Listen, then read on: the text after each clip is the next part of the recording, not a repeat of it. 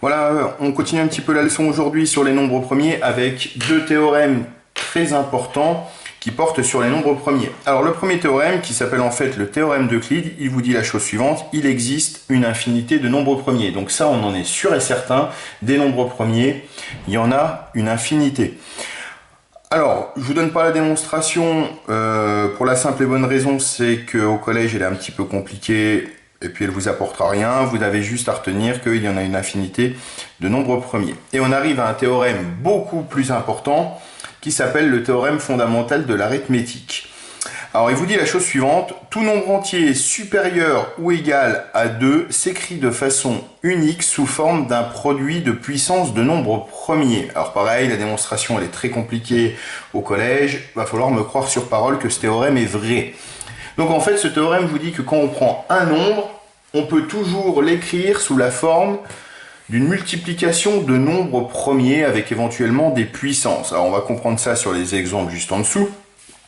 Si on prend l'exemple du nombre 10, 10 a pour décomposition en facteur premier 2 fois 5. On est bien d'accord que 2 fois 5 ça fait 10, et cette multiplication ne comporte que deux nombres premiers qui sont 2 et 5.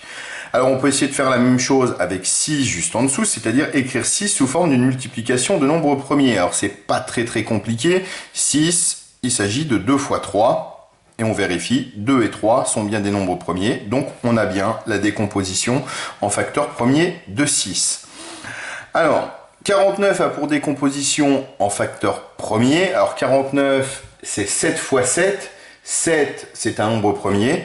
Donc plutôt que d'écrire 7 fois 7, on va écrire 7 au carré. Donc la décomposition en facteur premier de 49, c'est 7 au carré.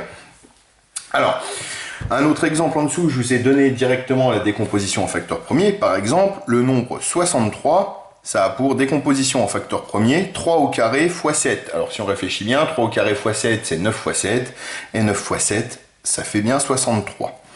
Alors, on va essayer de faire 20. Alors 20, si on n'a pas trop d'idées, on prend une multiplication qui donne 20. Par exemple, 4 fois 5. Le problème, c'est que si j'écris ça, 5, il est bien premier, mais 4 n'y est pas.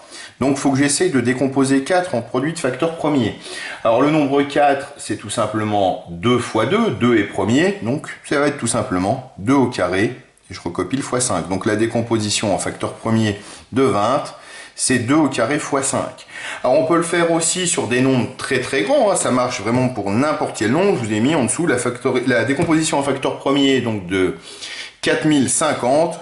Donc c'est 2 fois 3 puissance 4 fois 5 au carré. Voilà, on ne vous demandera pas forcément ce genre de choses, mais ça peut exister. Alors, juste en dessous, je vous demande, et c'est ça qu'il faudra absolument savoir faire, décomposer en facteur premier, par exemple, 200. Alors, pour faire, on part de 200, et on essaye de trouver une multiplication qui donne 200. On prend une toute simple, tout simplement, 2 fois 100. Alors, si je regarde bien, il n'y a pas de souci. 2 est premier, par contre, 100 n'y est pas. Donc je continue, je recopie mon 2 qui est premier, et je cherche une multiplication qui donne 100. Alors j'en prends une toute simple, je vais prendre par exemple 2 fois 50. Alors pareil, 2 est premier, 50 n'y est pas. Donc, il va falloir continuer. Donc 2 fois 2 fois... Alors 50, je vais essayer de décomposer 50. Une multiplication qui fait 50, ça va être tout simplement 2 fois 25. Donc les deux sont bien des nombres premiers, 25 n'y est pas, il va falloir que je décompose le 25. Donc 2 fois 2 fois 2, et j'arrive au 25. 25, j'ai pas trop le choix, il faut que je l'écrive 5 fois 5.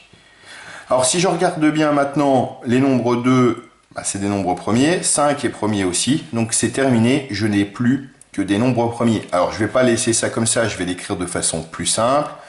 Donc 2 fois 2 fois 2, on va écrire 2 puissance 3, fois 5 fois 5, qu'on va écrire 5 au carré. Donc la décomposition en facteur premier de 200, c'est 2 puissance 3 fois 5 au carré.